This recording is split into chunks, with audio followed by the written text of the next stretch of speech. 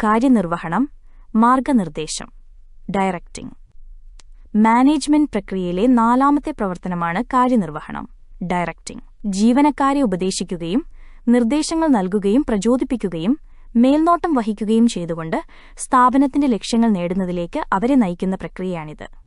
ജീവനക്കാരെ ശരിയായ മാർഗത്തിലേക്ക് നയിക്കേണ്ടത് ഒരു മാനേജരുടെ പ്രധാന കടമയാണ്. നിർവചനം: ചെയ്യേണ്ട കാര്യങ്ങൾ ആളുകളോട് പറയുകയും അത് അവർ കഴിവിന്റെ പരമാവധി ചെയ്യുന്നു എന്ന് ഉറപ്പാക്കുകയും ചെയ്യുന്ന പ്രക്രിയയാണ് ഡയറക്ഷൻ. ചുമതലകൾ നൽകുക, നടപടിക്രമങ്ങൾ വിശദീകരിക്കുക, ജോലിയുമായി ബന്ധപ്പെട്ട തെറ്റുകൾ തിരുത്തുക, ഉത്തരവുകൾ നൽകുക എന്നിവയെല്ലാം ഇതിൽ ഉൾപ്പെടുന്നു. Ernest Dale. സവിശേഷതകൾ എല്ലാ തലങ്ങളിലും വ്യാപിച്ചു കിടക്കുന്നു.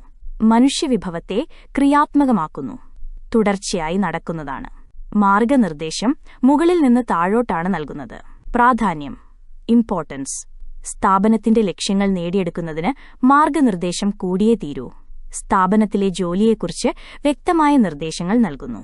ജീവനക്കാരുടെ പരിശ്രമങ്ങൾ ഏകോപിപ്പിച്ച് ലക്ഷ്യത്തിലേക്ക് നയിക്കുന്നു. നല്ല ആശയവിനിമയ ബന്ധം സൃഷ്ടിക്കുന്നു. ജീവനക്കാരുടെ കഴിവുകളെ പൂർണ്ണമായി മനസ്സിലാക്കാനും പുറത്തുകൊണ്ടുവരാനും സാധിക്കുന്നു. മാറ്റങ്ങൾ നടപ്പിലാക്കാൻ സഹായിക്കുന്നു. സ്ഥാപനത്തിന്റെ വളർച്ചയ്ക്ക് സഹായിക്കുന്നു. എല്ലാ വിഭവങ്ങളെയും പരമാവധി ഉപയോഗിച്ച് ലക്ഷ്യം നേടാൻ സഹായിക്കുന്നു. കാര്യനിർവഹണത്തിലെ ഘടകങ്ങൾ. എലിമെന്റ്സ് ഓഫ് ഡയറക്ഷൻ: മേൽനോട്ടം, സൂപ്പർവിഷൻ, പ്രചോദനം, മോട്ടിവേഷൻ, നേതൃത്വം, ലീഡർഷിപ്പ്, ആശയവിനിമയം, കമ്മ്യൂണിക്കേഷൻ. 2. മേൽനോട്ടം, സൂപ്പർവിഷൻ. കീഴുദ്യോഗസ്ഥർ ചെയ്യുന്ന ജോലി ആധികാരികമായി നിരീക്ഷിക്കുന്നതിനെയാണ് മേൽനോട്ടം എന്ന് പറയുന്നത്. ജോലി ചെയ്യുന്നതിനിടയിൽ ജോലിക്കാർക്കാവശ്യമായ ഉപദേശങ്ങളും നിർദ്ദേശങ്ങളും കൊടുക്കേണ്ടത് അത്യാവശ്യമാണ്.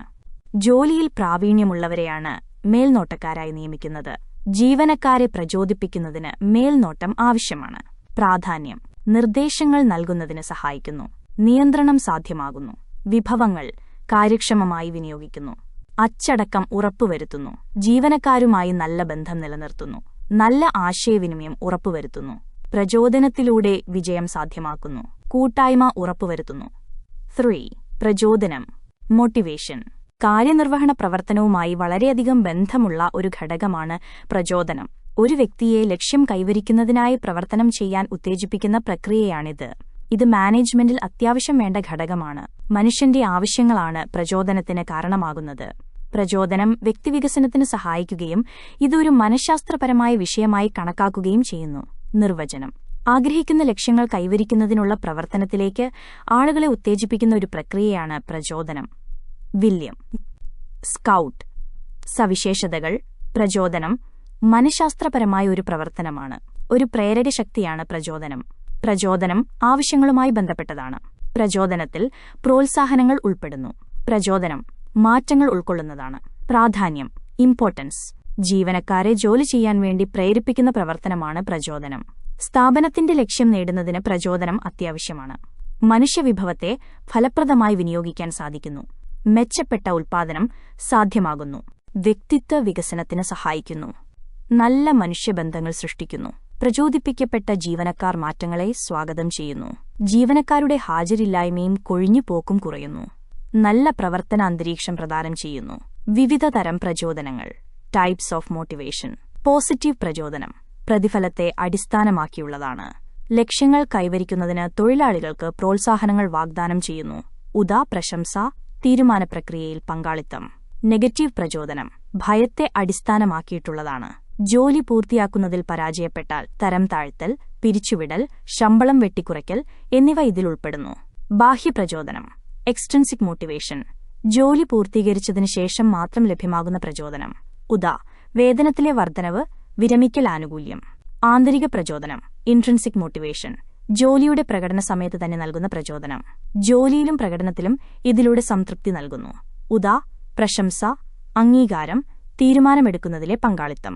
സാമ്പത്തിക പ്രചോദനം പണവുമായി നേരിട്ടോ അല്ലാതെയോ ബന്ധപ്പെട്ടവ. വേതനവും ബോണസും അവധിക്കാല വേതനം. സാമ്പത്തികേതര പ്രചോദനം പ്രതിഫലങ്ങളുമായി യാതൊരു ബന്ധവുമില്ലാത്ത പ്രചോദനം. പ്രശംസ, അംഗീകാരം, തീരുമാനമെടുക്കുന്നതിലെ പങ്കാളിത്തം. അവശ്യശ്രേണി സിദ്ധാന്തം മാസ്ലോയുടെ നീഡ് ഹൈറാർക്കി തിയറി പ്രചോദനവുമായി ബന്ധപ്പെട്ട ഏറ്റവും പ്രധാനപ്പെട്ട ഒരു സിദ്ധാന്തമാണിത്. അമേരിക്കൻ മനഃശാസ്ത്രജ്ഞനായ അബ്രഹാം ഹാരോൾഡ് മാസ്ലോയുടെ തിയറി ഓഫ് ഹ്യൂമൻ മോട്ടിവേഷൻ എന്ന പ്രബന്ധത്തിലാണ് അദ്ദേഹം ഈ സിദ്ധാന്തത്തെക്കുറിച്ച് പ്രതിപാദിച്ചിട്ടുള്ളത്. 1943 മനുഷ്യ സ്വഭാവത്തെക്കുറിച്ച്, പ്രത്യേകിച്ച് അവരുടെ ആവശ്യങ്ങളെക്കുറിച്ചാണ് ഇതിൽ പ്രതിപാദിക്കുന്നത്. ഒരു കൂട്ടം ആവശ്യങ്ങളാണ് മനുഷ്യ സ്വഭാവത്തെ സ്വാധീനിക്കുന്നത് എന്നാണ് അദ്ദേഹത്തിന്റെ അഭിപ്രായം. അനുമാനങ്ങൾ. മനുഷ്യന്റെ ആവശ്യങ്ങൾ അനന്തമാണ്. ഒരു ആവശ്യം നിറവേറിക്കഴിയുമ്പോൾ ഉടനെ തന്നെ മറ്റൊരാഗ്രഹമുണ്ടാകുന്നു. അതുവരെ നേടിയെടുക്കാൻ സാധിക്കാത്ത ആഗ്രഹങ്ങളാണ് മനുഷ്യനെ പ്രചോദിപ്പിക്കുന്നത്. ആഗ്രഹങ്ങൾ വ്യക്തികളുമായി ബന്ധപ്പെട്ടതാണ്. മനുഷ്യന്റെ ആവശ്യങ്ങൾ മുൻഗണനാക്രമത്തിൽ ഉള്ളതായിരിക്കും. താഴെത്തട്ടിലുള്ള ഒരു ആഗ്രഹം പൂർത്തീകരിക്കപ്പെട്ടാൽ മാത്രമേ മുകൾത്തട്ടിലുള്ള ആഗ്രഹങ്ങൾ ഉയർന്നുവരികയുള്ളൂ. മാസ്ലോ ഈ സിദ്ധാന്തത്തിൽ മനുഷ്യന്റെ ആവശ്യങ്ങളെ 5 ശ്രേണികളായിട്ടാണ് വിവരിച്ചിരിക്കുന്നത്. ശാരീരിക ആവശ്യങ്ങൾ, ഫിസിയോളജിക്കൽ നീഡ്സ്. മനുഷ്യന്റെ ഏറ്റവും അടിസ്ഥാനപരമായ ആവശ്യങ്ങളാണ് ഇവ. വായു, വെള്ളം, ഭക്ഷണം, വസ്ത്രം, പാർപ്പിടം, വിശ്രമം, ഉറക്കം എന്നിവ ഇതിലുൾപ്പെടുന്നു. സംഘടന പശ്ചാത്തലത്തിൽ അടിസ്ഥാന ശമ്പളം ഏറ്റവും അത്യാവശ്യം വേണ്ട ഒന്നാണ്. സുരക്ഷാ സംബന്ധിച്ച ആവശ്യങ്ങൾ, സേഫ്റ്റി നീഡ്സ്. ജീവനും സ്വത്തിനും സംരക്ഷണം ആഗ്രഹിക്കുന്നതുമായി ബന്ധപ്പെട്ട ആവശ്യങ്ങളാണിത്. ജോലി സുരക്ഷിതത്വം, ശാരീരിക സുരക്ഷിതത്വം, സാമ്പത്തിക സുരക്ഷിതത്വം തുടങ്ങിയവ ഇതിൽപ്പെടുന്നു. ഇൻഷുറൻസ് സംരക്ഷണം, സ്ഥിരം ജോലി. സാമൂഹിക ആവശ്യങ്ങൾ, സോഷ്യൽ നീഡ്സ്. മനുഷ്യൻ ഒരു സമൂഹജീവിയാണ്. മറ്റുള്ളവരുമായി ഇടപഴകാനും ബന്ധങ്ങൾ നിലനിർത്താനും സൗഹൃദങ്ങൾ സൂക്ഷിക്കാനും ആഗ്രഹിക്കുന്നു. ഇത് മാനസികാരോഗ്യവുമായി ബന്ധപ്പെട്ട ആവശ്യമാണ്. സ്നേഹം, പരിഗണന, സൗഹൃദം, ഗ്രൂപ്പ് പ്രവർത്തനങ്ങൾ. ആദരവ് സംബന്ധമായ ആവശ്യങ്ങൾ, എസ്റ്റീം നീഡ്സ്. സ്ഥാനമാനങ്ങൾ, പൊതു ആദരവ്, ആത്മാഭിമാനം, പ്രശസ്തി എന്നിവയൊക്കെ ഇതിൽപ്പെടുന്നു. മറ്റുള്ളവരാൽ അംഗീകരിക്കപ്പെടാനും ബഹുമാനിക്കപ്പെടാനും മനുഷ്യർ ആഗ്രഹിക്കുന്നു. സംഘടനാ പശ്ചാത്തലത്തിൽ വെല്ലുവിളികൾ നിറഞ്ഞ ജോലികൾ ഏറ്റെടുക്കുന്നതിലൂടെയും സ്ഥാനമാനങ്ങൾ നേടുന്നതിലൂടെയും ഇത്തരം ആവശ്യങ്ങൾ നിറവേറ്റപ്പെടുന്നു. ആത്മസാക്ഷാത്കാര ആവശ്യങ്ങൾ, സെൽഫ് ആക്ച്വലൈസേഷൻ നീഡ്സ്. ഏറ്റവും ഉയർന്ന ആഗ്രഹമാണ് ഇത്. ഒരു വ്യക്തിക്ക് അയാളുടെ എല്ലാ കഴിവുകളും ഉപയോഗിച്ച് ജീവിത കാലഘട്ടത്തിൽ നേടാൻ സാധിക്കുന്ന ഏറ്റവും വലിയ ആവശ്യമാണിത്. സ്വന്തം കഴിവിന്റെ പാരമ്യത്തിലെത്താൻ ആഗ്രഹിക്കുന്നതാണ് ഇതിലുൾപ്പെടുന്നത്. ഈ ശ്രേണിക്രമത്തിലാണ് മാസ്ലോയുടെ അഭിപ്രായത്തിൽ മനുഷ്യന്റെ ആവശ്യങ്ങൾ പ്രചോദിപ്പിക്കപ്പെടുന്നത്. ഒന്നാമത്തെ ആവശ്യം സാക്ഷാത്കരിച്ചതിനു ശേഷമാണ് അടുത്തത് ഉയർന്നുവരുന്നത്. ന്യൂനതകൾ. ആവശ്യശ്രേണി വ്യക്തികളുമായി ബന്ധപ്പെട്ടതാണ്. വ്യത്യസ്ത വ്യക്തികളുടെ ആവശ്യങ്ങൾ വ്യത്യസ്തമായിരിക്കും. ഇന്നത്തെ കാലഘട്ടത്തിൽ ആവശ്യശ്രേണിക്ക് മാറ്റം വരാവുന്നതാണ്. ഒരേ സമയം പല ആവശ്യങ്ങളും കടന്നുവരാവുന്നതാണ്.